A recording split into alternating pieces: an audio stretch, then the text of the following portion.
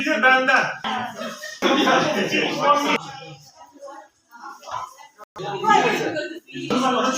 Evet.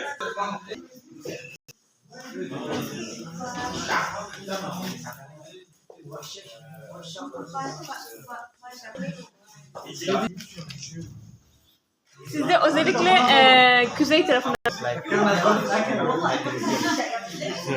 I'm şaka yapıyorum.